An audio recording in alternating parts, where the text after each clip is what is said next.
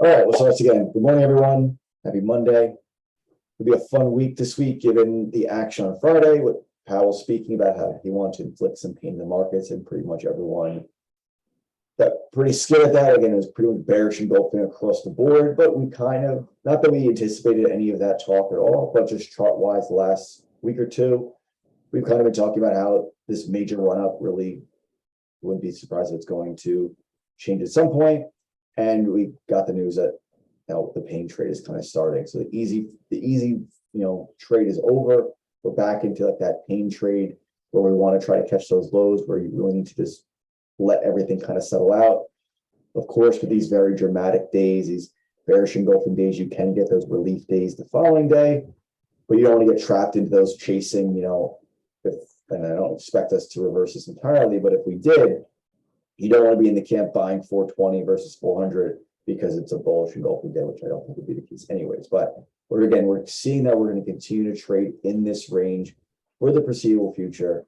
Again, this is a dramatic range. From 360 to 430, it's a 20% range. That's 2 years worth of S&P returns in its own range. So we can be in this range for a year or two and have plenty of things to trade given how wide this range is. So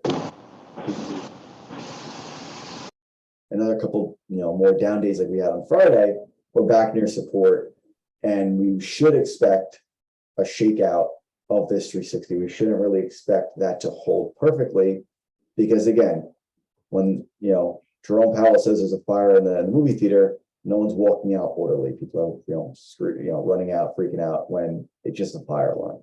So we don't want to expect 360 to hold to the penny.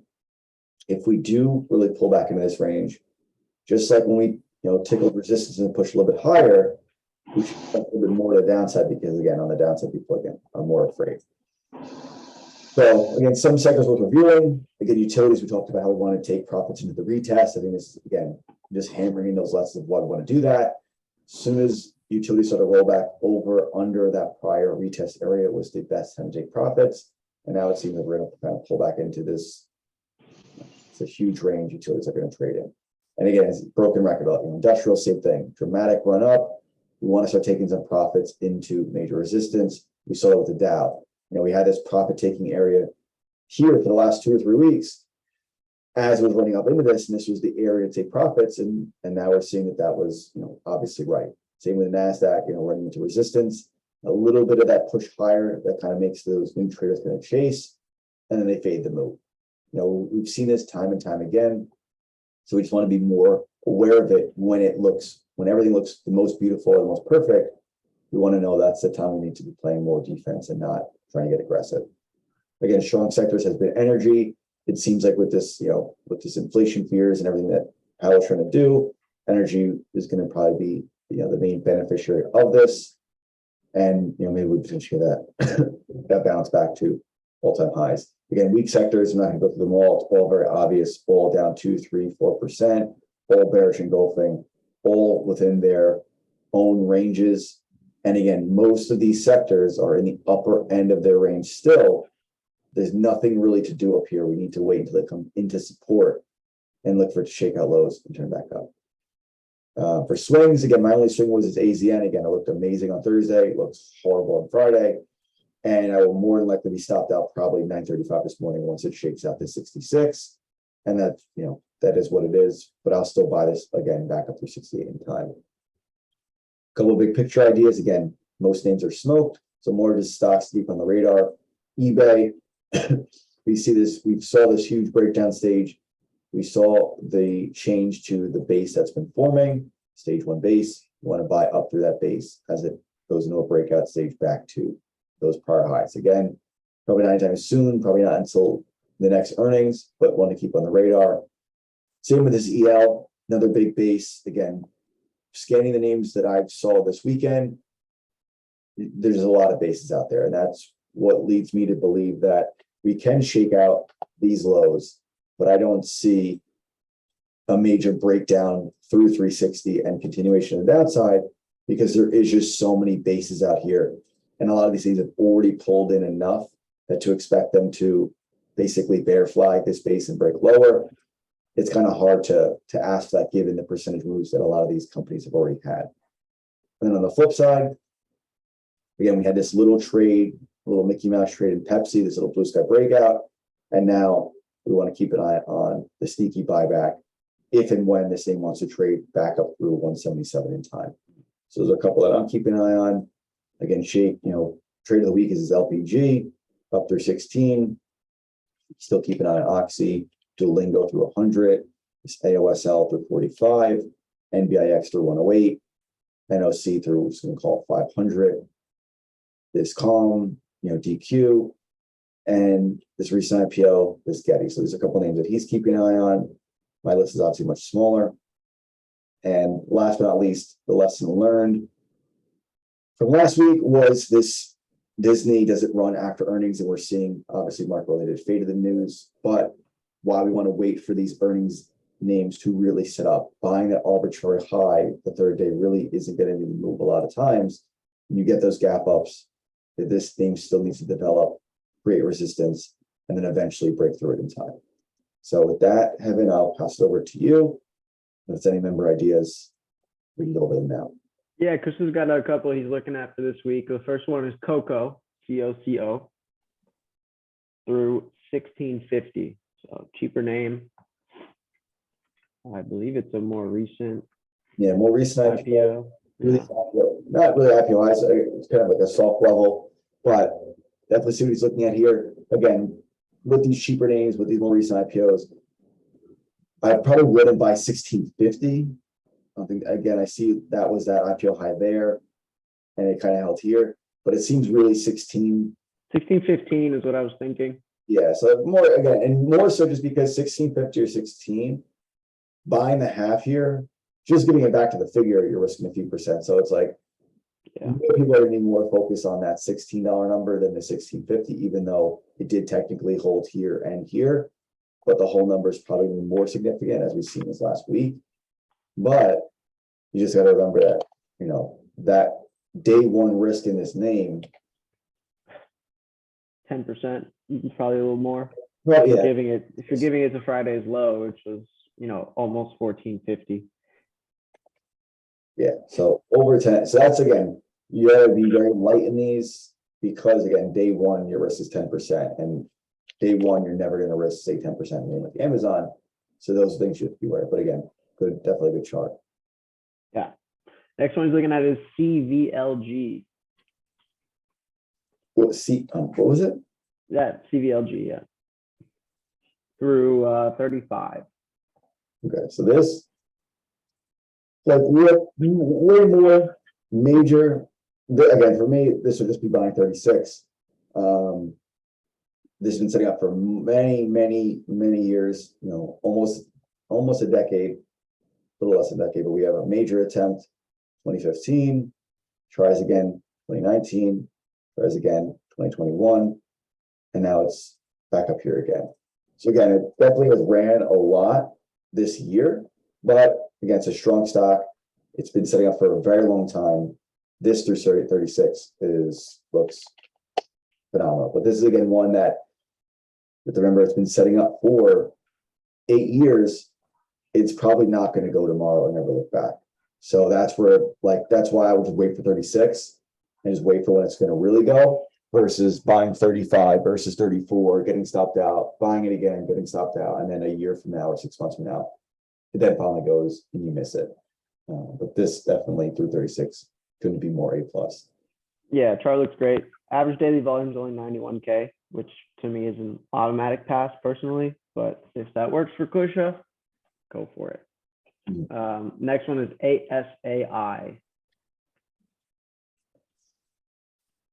Through 18. Another cheap name. Chart looks really good. Yeah, it's a nice monthly. Great monthly chart. Yeah. Obviously, phenomenal weekly. So this one, I guess, if we're comparing this to the other IPO that he mentioned at, I'm sorry, what was the COCO? The COCO 16. Added this. Let's see. So COCO, and then this was ASII. Okay. Yeah. COCO, buying 16 versus 15. Kind of soft level. Tested it once or twice. Still very good. This ASIA, buying 18, has tested it multiple times, much more, I guess it's not a hard level because it did technically break here, it did kind of flush through. So it's not a very hard level, but it's probably a bit harder than this COCO. And you can more conservatively risk $1 here versus this one where you're risking 2 and it's not as developed. It's just kind of back near these highs where this is, 1, 2, 3, 4, 5. Like it's had multiple attempts here. So this one, well, of these 3 so far from Kusha, this one probably goes first. Yeah, I agree. Probably has the least amount of risk among the 3. Yeah.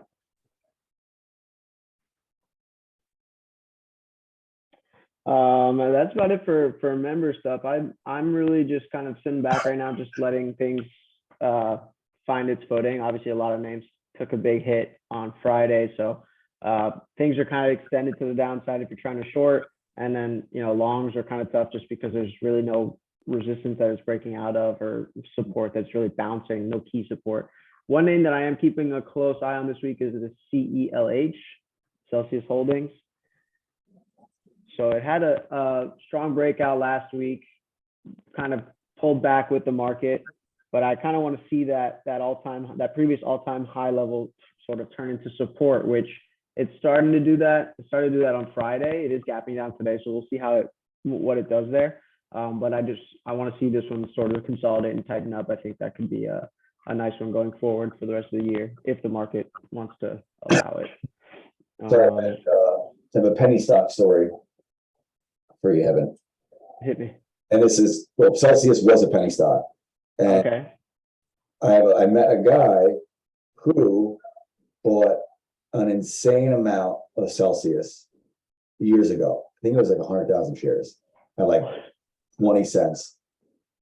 Never sold. He ended up selling it like in the 60s. But it was like, he lived in a very nice house, in a very nice neighborhood.